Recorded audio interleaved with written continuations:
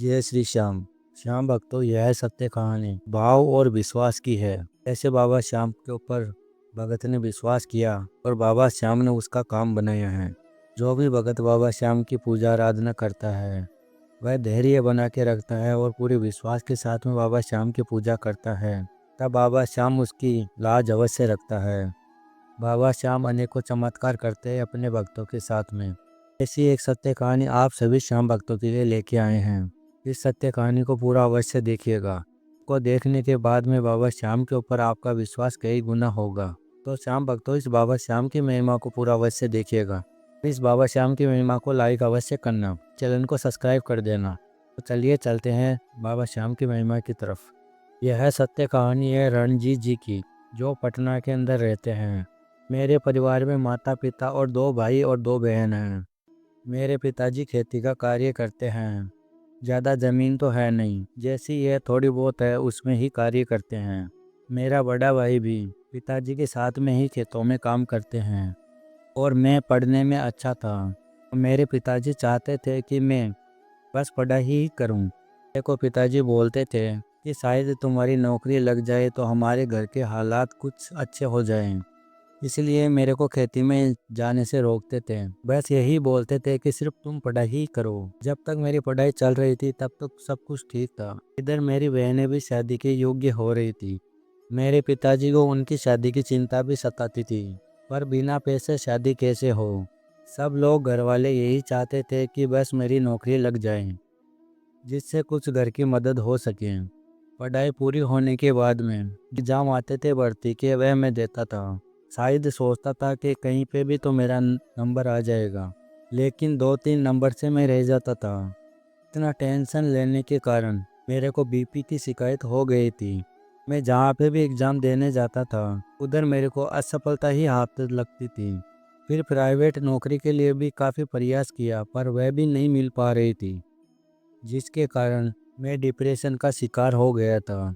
अपने पिताजी और भाई को इतनी मेहनत करते हुए मैं देख नहीं पाता था। यही सोचता था कि मैं करूँ तो क्या करूँ। तब अपने आप से ही मेरे को नफरत होती थी और मैं यही सोचता था कि भगवान मेरे से नाराज है। मैं अपने आप से इतना निराश हो गया था कि मेरा दिमाग काम करना ही बंद कर चुका।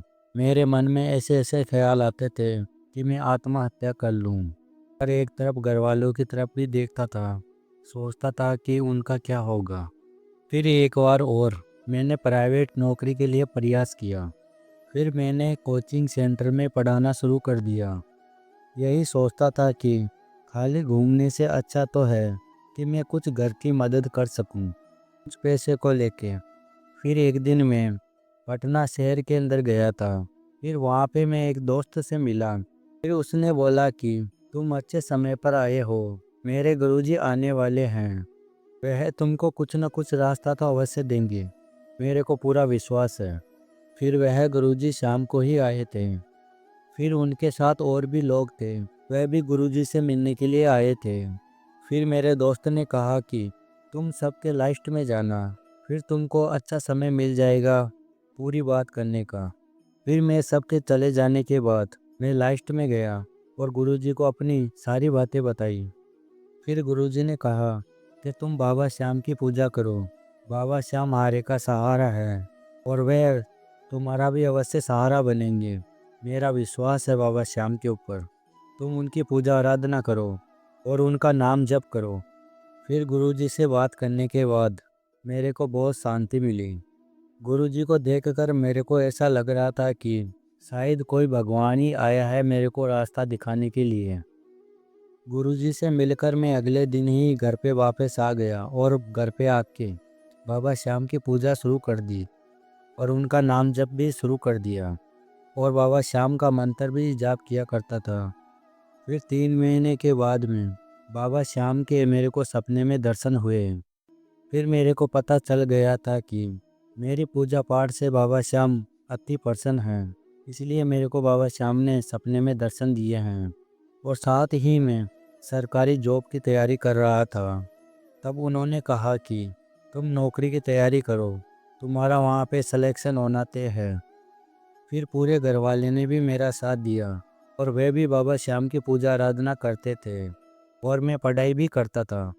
और फिर मेरा एग्ज़ाम हो गया। जो मैंने पढ़ाई की थी, बाबा श्याम की कृपा से वही एग्ज़ाम के अंदर आई थी और मैं पेपर दे के घर पे आ गया।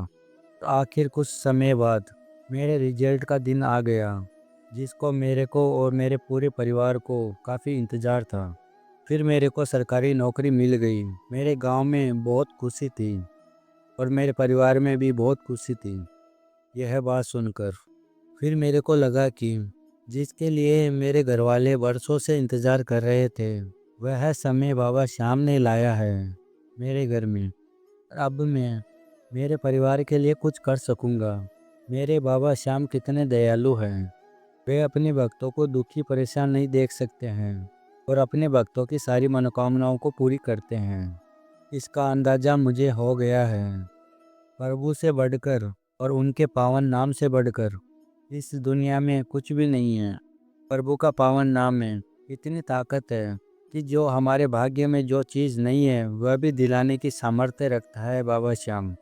लोग नाम जप करते हैं, लेकिन कुछ समय के बाद में वे नाम जप करना छोड़ देते हैं। वे धैर्य बना के नहीं रखते हैं, ना विश्वास करते हैं बाबा श्याम के ऊपर। जो भी भगत बाबा श्याम के ऊपर विश्वास करके रखता है, तब बाबा श्याम उसकी जीत अवश्य कराता है। यह बात बिल्कुल सत्य है। और आज मेरे घर में अलग ही खुशियाँ हैं और वह सब कुछ बाबा श्याम की ही कृपा है।